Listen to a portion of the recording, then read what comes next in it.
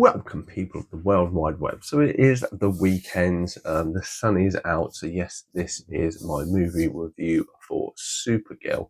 So you may have seen from my video that dropped yesterday, and obviously AJ and Matt have dropped theirs, that we went to see this last weekend in London. Now, obviously, there were a few contributing factors to our watching. Obviously, we were quite far away on a very small screen. It was very warm. There was subtitles. I didn't mind the subtitles. It means I could follow the story a lot clearer. To be honest, I kind of want to watch this film again to really appreciate it, because there are some scenes that are filmed in a quite dark environment, and obviously when you're quite far away, you miss, I think, some details. So I may revisit this movie in the coming weeks. But I'm not putting those factors into my review of this. There is nothing after the credits, after the scene. If you've seen the trailer, essentially, you know this is the story of Supergirl. She gets into a kind of altercation. Crypto gets injected with this kind of poison, and she has 3 days to kind of rescue him. That's kind of the initial story that you get. There's more to it, stuff like this that I'll get into, but that is the story going. It is directed by Craig Gillespie, who's done Dumb Money, which I really enjoyed, Cruella, The Finest Hour, I, Tonya, and Mr. Woodcock, if you've ever seen any of those movies. So I think it's the 32nd movie this person's directed. He's done a lot of TV and stuff in between. But most of the movies and stuff he's done I've really enjoyed. So he does have the skills to bring a good movie. I did enjoy this movie. So we'll bang the spoiler warning up and we shall get into it. Yes. So this movie kind of is, as I say, well, essentially it is a Supergirl story. It's based on a comic book. I've not read the comic book. I think it's Supergirl Tomorrow it is, even though it changes a few bits. Essentially we have Millie Alcock as Supergirl. She basically goes to planets with red suns because obviously she's powered by a yellow sun to get her superpowers, so she can basically drink and kind of forget her kind of life, just because of a lot of her growing up has been quite traumatic, as we learn through this story. In between this, we are then, or very early on, when she's drinking in a bar on a planet, she encounters this character called Ruth. And at the very beginning of the story, we find that you have this brigade or brigadiers or something they're called. I can't quite remember the exact name, but they're kind of these strong aliens with loads of piercings and stuff like this, who kind of, like, if you imagine Ravagers from other movies and stuff, like Guardians of the Galaxy, which I know there's a lot of comparison this to. But you have Krem. He is basically the big bad guy. He came to Ruth's family for the weapons that he had, ended up killing all her family except her. She is left alive. She enters his bar with the last sword that her dad made, because he's a master, or was a masterful swordsman, and basically says, you know, I need someone to come with me to kill Krem. You can basically have this sword because it's made by the Century One. This kind of tentacle creature, or kind of big creature with kind of tentacles in his face, takes the swords off her and goes to leave. Millie Alcock's character decides that that's a bit unfair, does decide to interject, even though she's a bit drunk, manages to get the sword back off him and gives it to Ruth, and she doesn't want to kind of have any dealings with her or anything along those lines. Then obviously you have the introduction of kind of Krem coming into it, or basically at the end of the fight scene where he killed a family, his ship was blown up. So as we kind of have Ruth following Kara back to her ship kind of the next day to kind of petition her. They're outside the ship, they're playing with Crypto. Krem gets on her ship and basically goes to steal it. As he's flying away, he shoots a poison dart at Crypto. Crypto is then poisoned. Ruth takes it to the local medicine alien woman, and she says basically, you need the cure that is around Krem's neck, because this is what they have, a cure with them just in case. Even though Krem is the only one to use the poison and have the antidote, just FYI. You have 3 days. Kara uses her watch to signal 3 solar days, and basically her and Ruth then go on this mission to try and find them. First they get on this bus and go into space, which then these kind of alien ravagers start to attack her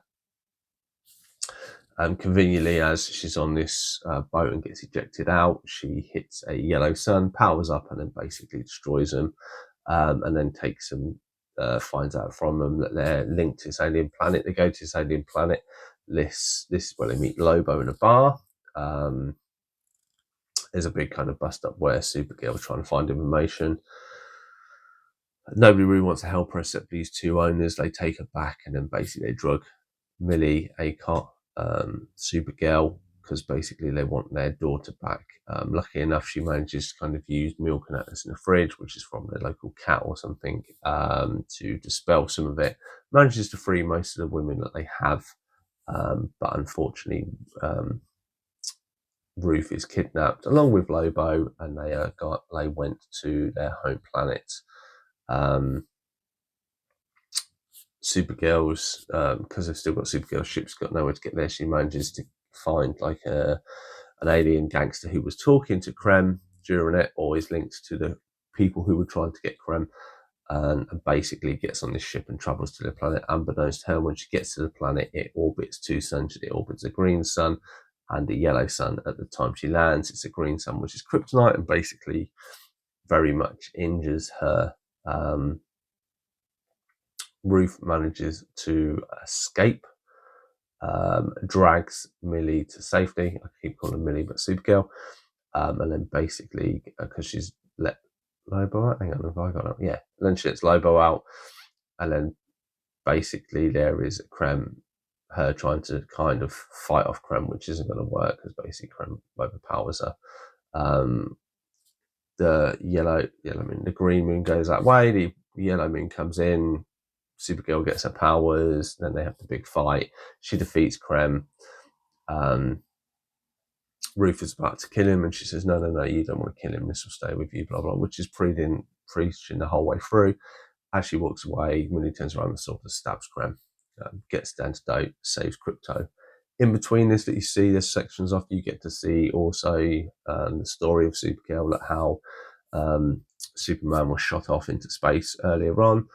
They managed to kind of use his force field, a part of Krypton, and went into space. Unfortunately, when they separated this section of the planet from Krypton itself, there was kryptonite in the core of the planet, which then gets into soil and essentially starts poisoning her family.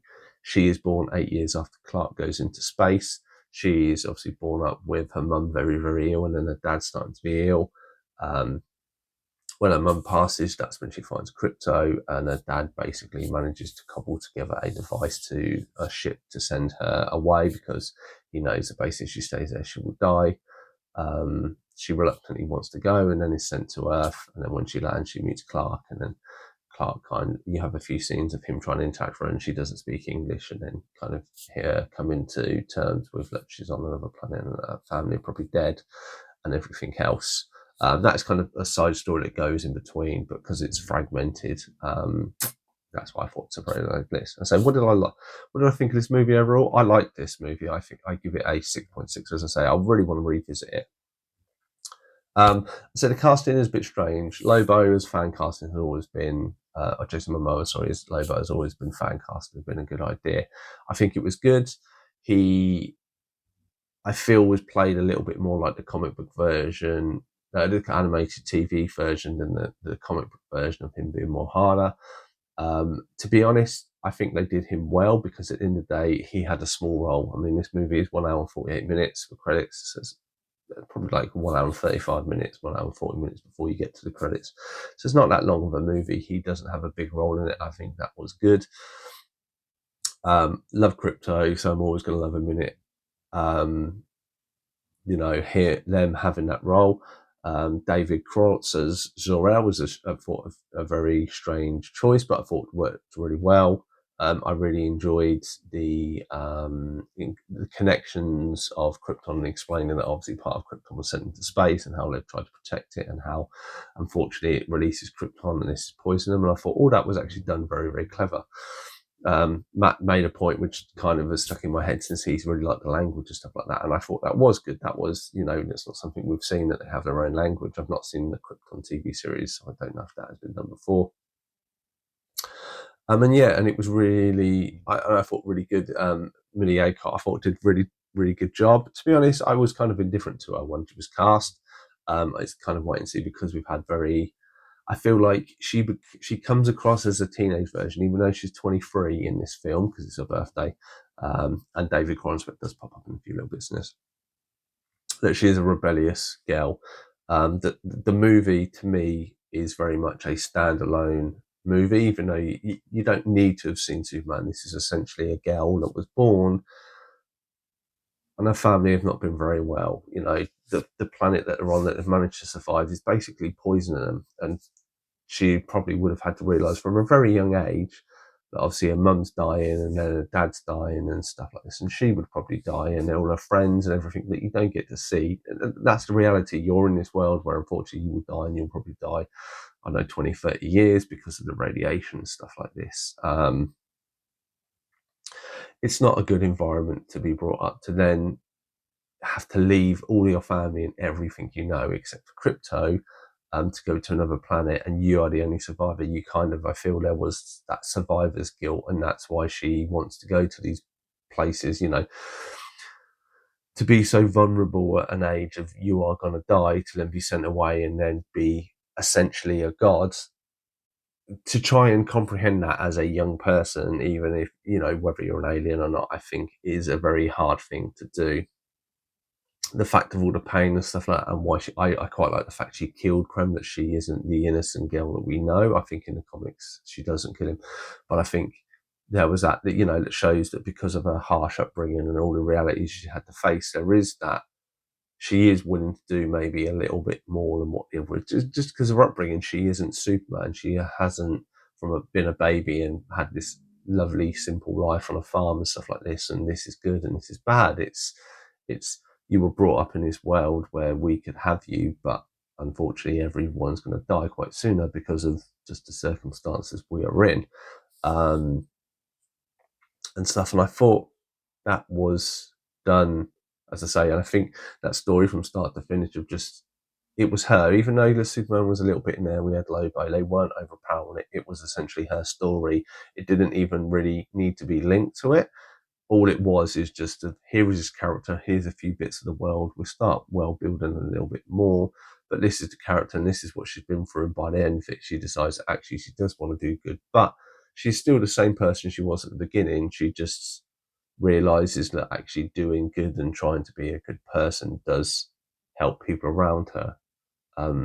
And there's probably some mental benefit for that besides other things. So that's why I put it at that, because it definitely feels like its own movie. I wouldn't, as I say, I wouldn't say it's as good as Superman, but it's as good as a split story, and it explains because I can't remember his name now. The main James Gunn, he did Superman as the first film. He really liked the film for Supergirl, and that's why it was made as a second movie. There was, and it definitely feels in this, even though Superman's such a big movie with all these characters, it definitely just feels like this is just them building the, you know, like the Avengers was in the very beginning. You know, you had Iron Man, and that, you know, the Iron Man movies, like the Superman movies, like you had a few people have a few more characters of Superman, but this is the start of the world, and this is the world we're in, and this is a few things that we face.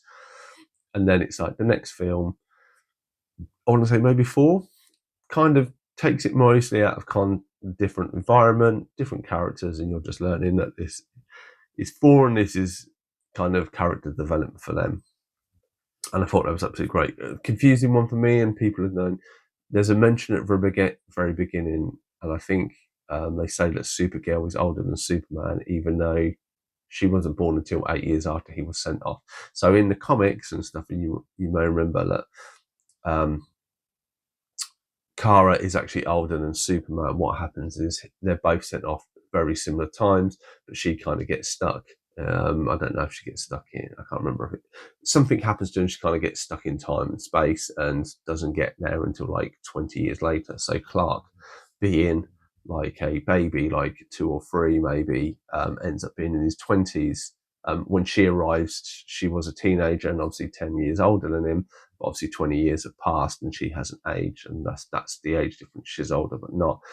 And I think in the TV series, everything, she is portrayed more as an older person, whereas you see Millie next to David Corenswet, it definitely feels like a big brother and a little kid sister, and she definitely looks like a girl rather than Supergirl is normally been an adult, if that makes sense. And I think that was done again really. I thought there was a lot of elements really well. As I say, I need a second visit because I feel like there were bits I've missed, and I'll be interested if my second review changes it. But have you seen Supergirl? What are your thoughts and feelings? Let me know in the comments below. I've been Chris from Screen Time. I'll definitely see you in the next one.